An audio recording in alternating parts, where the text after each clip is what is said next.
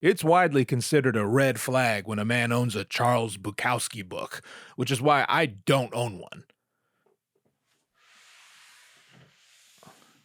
I own 35. This is my Bukowski collection. Charles Bukowski wrote novels. He wrote short stories, and most notably, he wrote poetry. We'll talk about the novels first. In 1969, a man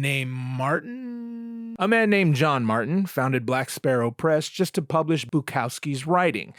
He offered Bukowski $100 a week for life on the condition that he quit his job at the post office and write full-time, at which point Bukowski did quit his job at the post office and wrote a book about working at the post office. He called it Post Office. I have read this, and it's fine. It was just fine. I know movie rights were sold in the 70s, but a movie has yet to be made. But this is Bukowski's first novel. It's fine. It's fine. Bukowski's second novel is Factotum. This is a prequel to Post Office. It's set in the 1940s and follows a young Bukowski as he bounces around from job to job trying to write full time. Full disclosure, I've only read some of this. I've started it a few times, and I seem to never be able to get through it. But I plan to just as soon as the other 500 or so books in my library burn in a house fire. No, it's not that bad. I'm kidding. It's not that bad. It's actually pretty funny, and there are some redeeming qualities, which is more than I can say about women. Bukowski's third novel. I have not read this, so I can't give my opinion on it, but I know it focuses on his life after he's already made it as a writer and a poet. This came out in 1978. Next up, we have Ham on Rye. I did read this earlier this year. This is a coming-of-age story. It focuses on his formative years growing up in 1920s Los Angeles.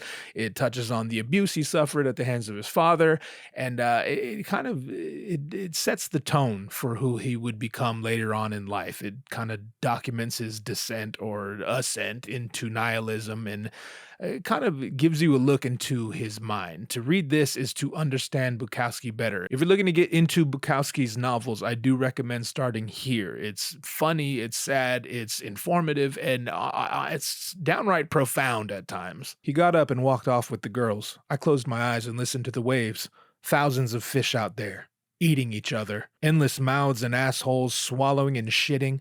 The whole earth was nothing but mouths and assholes swallowing and shitting and fucking. The next two novels are Hollywood and Pulp, and look at that cover. I mean, this is just outstanding. It's one of my favorite covers I have in my whole collection of books. And let's just talk about the quality of these books, the paper stock, the card stock, the font, the minimalism of the design, the color schemes. I mean, they're like little works of art in and of themselves. I wish you could smell them. I truly wish you could smell them. You could smell the ink still. You could smell the printing press. I haven't read either of these, so I do know that Hollywood is a work of fiction, and it's pretty meta, if I'm using that term correctly. It's self-referencing. It talks about the process of writing a script for Bukowski's movie, for his biopic, and that movie actually did come out. It's called Barfly, and it stars Mickey Rourke. And then Pulp is also self-referencing. It's a hard-boiled detective novel making fun of hard-boiled detective novels. Bukowski called it his dedication to bad writing. I have been meaning to read this just for the cover alone. Again, look at that. I mean, come on. One more thing I'll say about Pulp. It was published in 1994, shortly before his death, and many who have read it agree that it sort of hints that he'd come to grips with his mortality. Okay, that does it for the novels. I'm just going to leave my glasses on. I was trying to be a cool guy and only put it on when I needed to see, but it's just easier this way, and I'm not going to be insecure about it. Those all the novels. Now we move on to short stories. We have South of No North. We have The Most Beautiful Woman in Town and Other Stories. And then we have Tales of Ordinary Madness. I've read some of all of these. I bounce around different stories. Based on what I've read, if I had to recommend one, it would probably be South of No North. I think I might have done a bad job showing you the covers, so here are the covers. They're Notes of a Dirty Old Man. So this is a collection of columns Bukowski wrote in the 1960s for an LA underground newspaper, and then Essex House picked it up and they sort of collected the columns and put it out in this book. They specialized in science fiction erotica. Just a fun fact. It is erotic, and Bukowski's face does look like the surface of the moon, so it's science fiction. Some of the columns in this book actually got Bukowski put on an FBI watch list in the 1960s, so do with that information what you will. Next up, I have 3 volumes of selected letters. These are Screams from the Balcony, Living on Luck, and Reach for the Sun. I'll try to put these out. Let's see.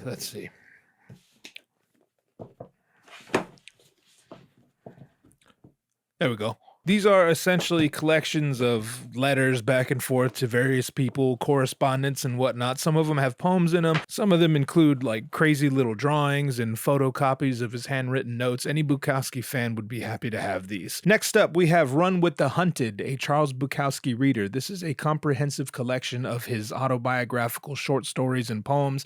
It was edited by John Martin, who founded Black Sparrow Press. I recommend this if you want to get into Bukowski, or if you know someone who wants to get into Bukowski. This is a good way to get an idea of not only who he was as a person and how his mind works, but also if you just want to get a taste of his writing style, this is where you should start. This also makes a fantastic gift, particularly for miserable people. And at long last, we come to his poetry, for which he is widely known and rightfully praised. His poetry is by far what I enjoy most by him, so much so that I am not going to read a single poem. I wouldn't dare disparage his illustrious words with my unworthy voice.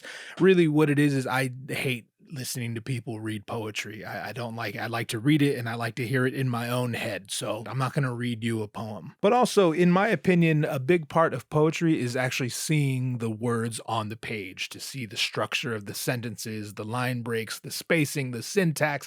I think all of that goes into enjoying poetry. So I'm just going to read the titles of these in no particular order, and I'll show you the covers, and then we'll talk about a couple of them. I lied. I'm going to save this one for last. First up, we have Betting on the Muse, Poems and Stories. What matters most is how well you walk through the fire. War All the Time, Poems from 1981 to 1984, one of my favorite covers. Open All Night, another one of my favorite covers. This is The Night Torn Mad with Footsteps. We have another great cover here. This is Play the Piano Drunk like a Percussion Instrument Until the Fingers Begin to Bleed a Bit. How's that for a mouthful? Yet another great cover. This is Dangling in the Turnforsha. We have The Flash of Lightning Behind the Mountain. Sifting Through the Madness for the Word, the Line, the Way. You get so alone at times that it just makes sense. Come on in. Next up, we have this guy, and I'm not going to say the word until you have time to try to sound that out for yourself. Can you do it? That is septuagenarian stew. Septuagenarian. We have Hot Water Music, love the cover. The captain is out to lunch and the sailors have taken over the ship. This is another fantastic cover. Even the back is great, has his portrait on the back. This might be, it's tough, but between this and Pulp, this might be my favorite cover. 2 at a time now. We have Slouching Toward Nirvana and The People Look Like Flowers at Last. We have Bone Palace Ballet and Love is a Dog from Hell. Mockingbird Wish Me Luck, Burning in Water, Drowning in Flame, and last but not least, we have The Rooming House Madrigals. I lied to you. There's one more.